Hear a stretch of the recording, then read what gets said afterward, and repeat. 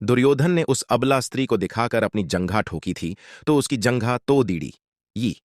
दुशासन ने छाती ठोकी तो उसकी छाती फाड़ गई। महारथी कर्ण ने एक असहाय स्त्री के अपमान का समर्थन किया तो श्रीकृष्ण ने असहाय दशा में ही उसका वध कराया।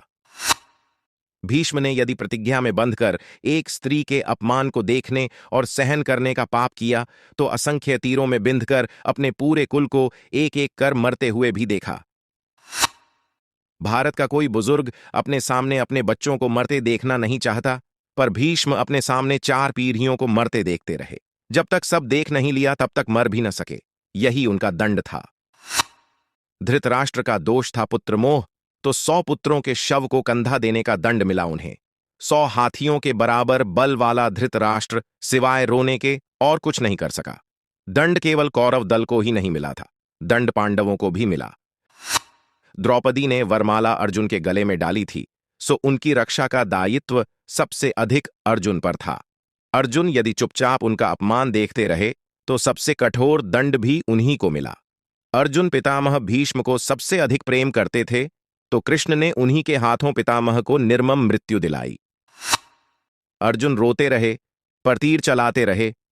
क्या लगता है अपने ही हाथों अपने अभिभावकों भाइयों की हत्या करने की ग्लानि से अर्जुन कभी मुक्त हुए होंगे क्या? नहीं, वे जीवन भर तड़डिपे होंगे। यही उनका दंड था।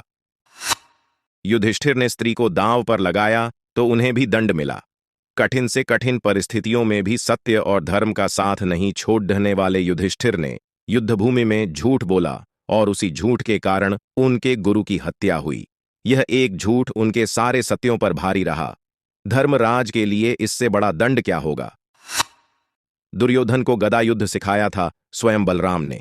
एक अधर्मी को गदा युद्ध की शिक्षा देने का दंड बलराम को भी मिला। उनके सामने उनके प्रिय दुर्योधन का वध हुआ और वे चाहकर भी कुछ न कर सके। उस युग में 2 योद्धा ऐसे थे जो अकेले सबको दंड दे सकते थे, कृष्ण और बर्बरीक। पर कृष्ण ने ऐसे कुकर्मियों के विरुद्ध शस्त्र उठाने तक से इनकार कर दिया और बर्बरीक को युद्ध में उतरने से ही रोक दिया। लोग पूछते हैं कि बर्बरीक का वध क्यों हुआ? यदि बर्बरीक का वध नहीं हुआ होता तो द्रौपदी के अपराधियों को यथोचित दंड नहीं मिल पाता। कृष्ण युद्ध भूमि में विजय और पराजय तय करने के लिए नहीं उतरे थे। कृष्ण कृष्णा के अपराधियों को दंड अरविंद उतरे थे। कुछ लोगों ने कर्ण का बढ़ा महिमा मंडन किया है, पर सुनिए, कर्ण कितना भी बड़ा योद्धा क्यों न रहा हो, कितना भी बड़ा दानी क्यों न रहा हो, एक स्त्री के वस्त्र हरण में सहयोग का पाप इतना बड़ा है कि उसके समक्ष सारे पुण्य छोटे पड़ाएंगे।